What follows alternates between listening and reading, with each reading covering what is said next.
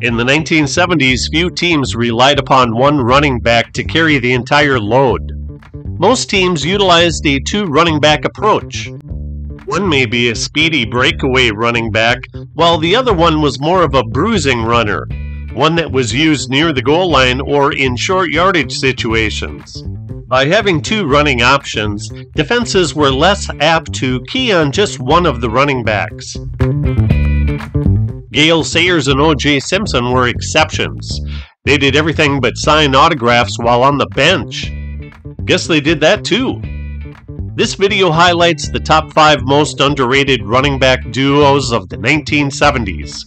My criteria is that no Hall of Fame or big-name players are to be considered, and one-year rushing yard totals are to be the ranking determinant. For comparison integrity, only 14-game seasons are considered, so the 1978 and 1979 running back duos don't come into play. The 5th best combination is 1977's Delvin Williams and Wilbert Jackson of the 49ers. Jim Plunkett was in his 2nd season as the 49ers quarterback, and much was expected as they traded 3 first-round and 1 second-round draft pick and quarterback Tom Owens for him. In 14 starts, he only threw 9 touchdowns versus 14 interceptions, and he ranked 16 out of 27 in the quarterback rating category. 49ers quarterbacks averaged only 107 passing yards per game and only had 4 games with more than 121 passing yards. They had 6 games with less than 100 passing yards, which included games of 61, 47, 44, 35, 25, and 19. The 49ers averaged 149 rushing yards per game, so running the ball was their best chance to win. They finished with a 5-win, 9-loss record. Delvin Williams was a 2-sport star at Kansas, where he ran a 4.140.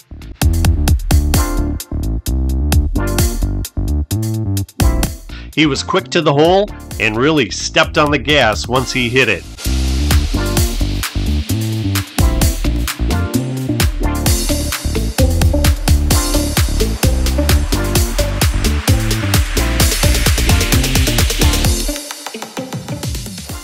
Wilbert Jackson, out of Alabama, was drafted in the same draft as Williams.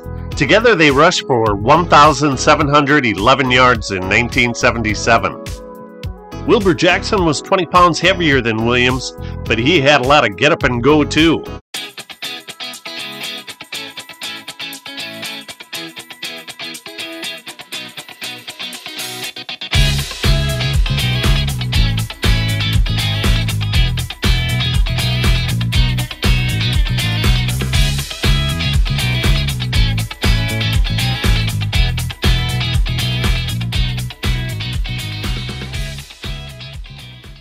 The number 4 duo with 1,742 rushing yards is Sam Cunningham and Don Calhoun from 1977. Sam Bam Cunningham was a big running back out of USC, where he was famous for his daring goal line dives.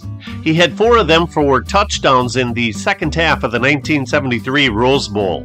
Even though Anthony Davis accounted for 157 of the Trojans' 207 rushing yards, it was Cunningham who was named the game's MVP. His younger brother is Randall Cunningham, and Sam was a part of a unique 1973 Patriots first-round draft class. He was drafted 11th overall, Hall of Famer John Hanna 4th, and wide receiver Darryl Stingley 19th. Cunningham had a career year in 1977 as he rushed for almost 200 more yards than in any other season.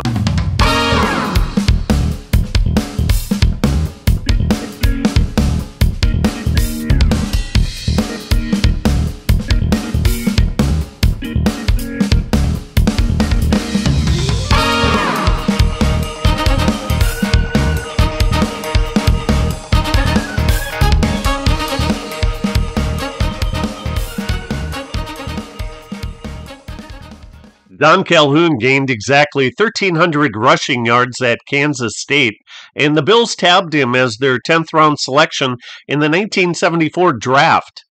A hard-nosed runner, He was released by the Bills mid-1975 season and picked up by the Pats. His 5.6 average yards per carry led the NFL in 1976 when he rushed for 721 yards. He bettered the yardage total in 1977, but his yards per carry plummeted. The Patriots ran the ball the third most times in the NFL.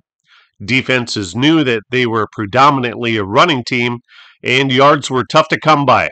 The near constant rushing by these two running backs, normally up the middle, afforded an occasional surprise wide receiver reverse. This one by Darryl Stingley.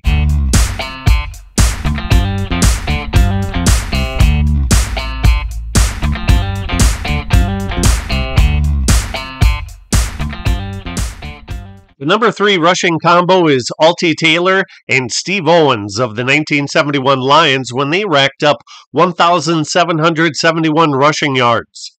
Taylor was a compact 5', 10-inch, 200-pound back who was quick, shifty, and didn't back down from contact. Although he led the NFL in 1971 with 11 fumbles, he rushed for a career-high 736 yards, 18th best in the league.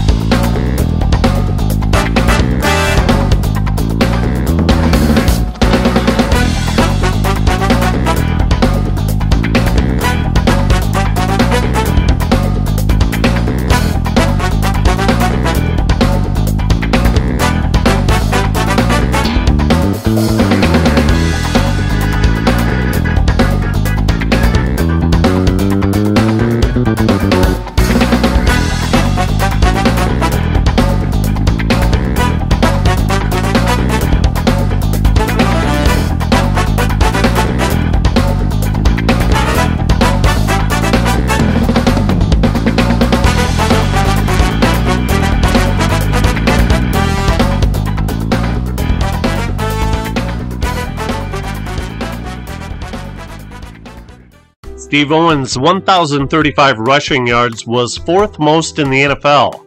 His yardage was a career best, and he'd play 3 more years and not come within 500 yards of that mark. A first-round pick of the Lions after winning the 1969 Heisman Trophy while at Oklahoma when he averaged a whopping 35.8 carries per game. The year before he averaged 35.7.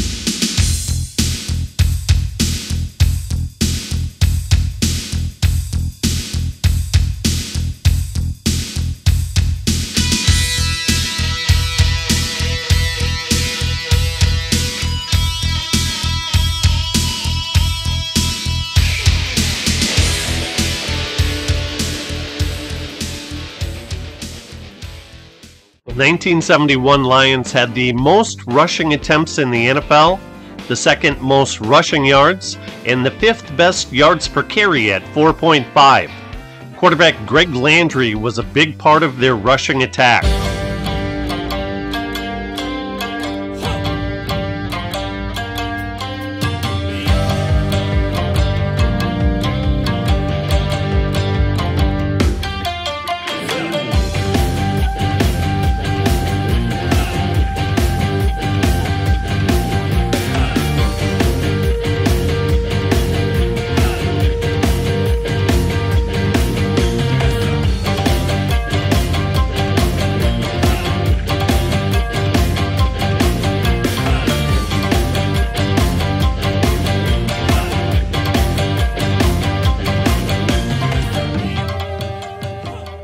Number 2, Essex Johnson and Booby Clark of the 1973 Bengals. Johnson was a sturdy 5'9", 201-pound back with terrific balance. After his excellent 1973 season, injuries took their toll, and he only ran for 387 yards during the following last 3 years of his career.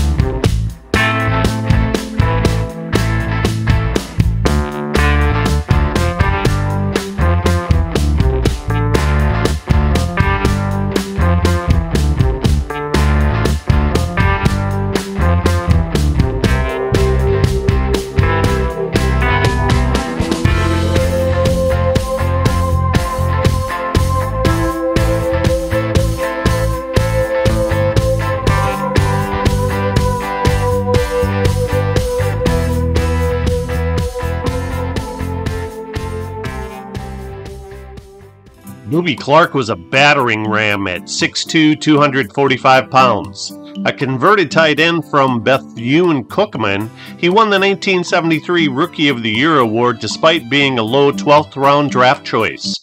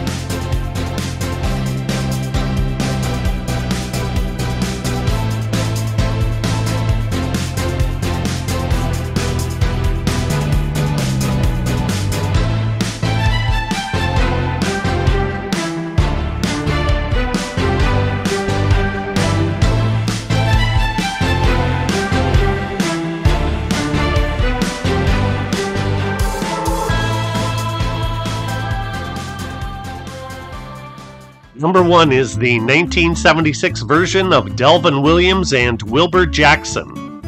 Their 1,995 rushing yards is tops. 1976 looked to be a promising year for San Francisco, but they stumbled due to quarterback issues. A heavy price was paid for the services of Jim Plunkett, and he was supposed to make the 49ers go. But 49ers quarterbacks had 4 games of less than 100 passing yards, including back-to-back games of only 18 and 14 against the Rams and Vikings. The 49ers ran for 317 yards against Minnesota, however. The 49ers only had 1 game with more than 180 passing yards. They were clearly a running team.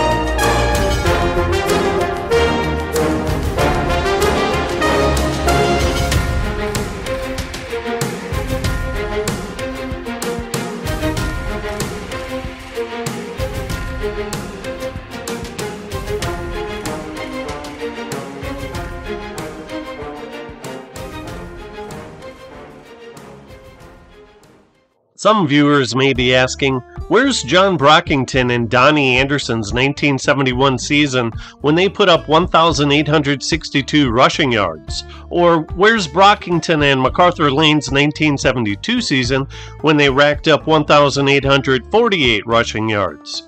To me, Brockington is too well known. He had 3 straight 1,000-yard rushing seasons to start his career, twice was second in the NFL in rushing, and he made first-team All-Pro. So I don't think he qualified as being underrated. 1971, Vic Washington and Ken Willard, 1,666 yards. 1974, Sam Cunningham and Mac Heron, 1,635 yards. 1970, Charlie Smith and Hewlett Dixon, 1,542 yards.